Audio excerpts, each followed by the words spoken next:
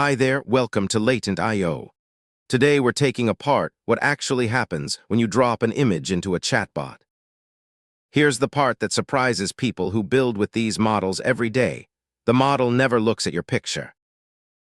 Nothing in there is an eye, and nothing is handling pixels by the time an answer forms. Your image gets translated into the same kind of thing a word becomes, and then it gets pasted into the prompt in front of your question. That's the whole idea. The first thing that happens to an image is that it stops being an image. It gets cut into a grid of small squares called patches, usually 14 or 16 pixels on a side, and from that moment on the model only ever handles patches. A patch is to a picture what a token is to a sentence, the smallest unit the thing can think about. And the count is fixed, which matters more than it sounds.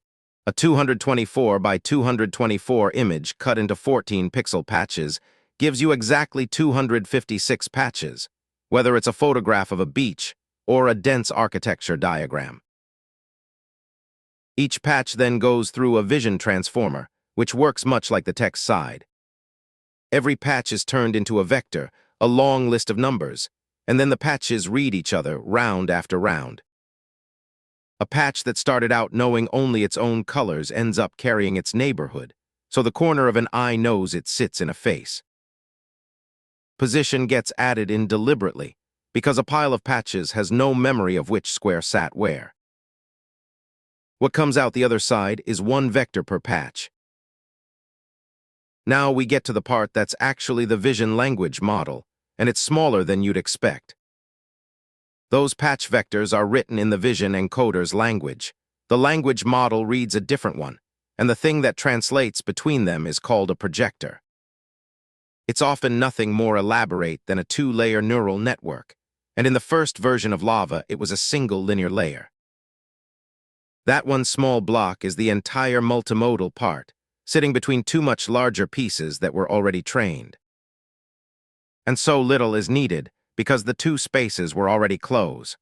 Training on huge numbers of images paired with their captions had already pulled pictures and words into roughly the same shape.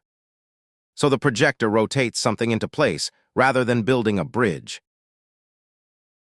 Here's where the last idea people tend to hold onto falls apart. Those projected patch vectors get laid into the input sequence, right in front of the text you typed. And nothing marks them. There's no flag saying this one came from pixels, no separate pathway, no vision module handling the visual questions on the side. When you ask what color the car is, the tokens in your question attend across those patch vectors using the identical operation they'd use on any earlier word. Then the model predicts the next token, and the one after that exactly as it always has. The vision encoder arrives pre-trained, the language model arrives pre-trained, and both are usually frozen, meaning their weights never move. The first stage trains the projector, and only the projector, on images paired with captions. A second stage tunes it on visual questions, so it answers you instead of just describing what it sees. That's why a capable vision model can be assembled from parts for a fraction of what either part cost. None of this is free, and the bill shows up in your context window. One image is not one token. A 256 patch image is 256 vectors sitting in the context before you've typed a single word. And because a fixed grid can't resolve fine detail, high resolution gets handled by tiling, which cuts the image into tiles and encodes each one separately.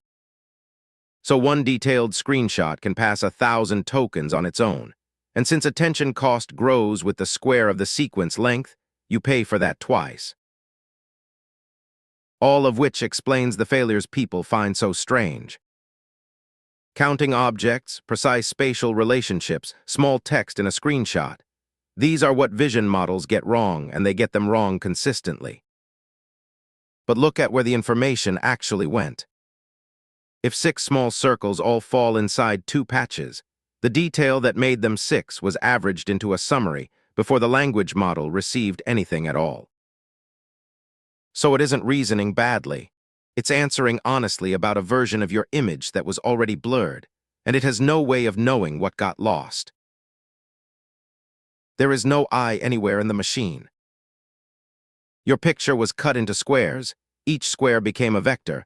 A translator moved those vectors into the language model's own space, and they went into the prompt beside your question. The model didn't see it.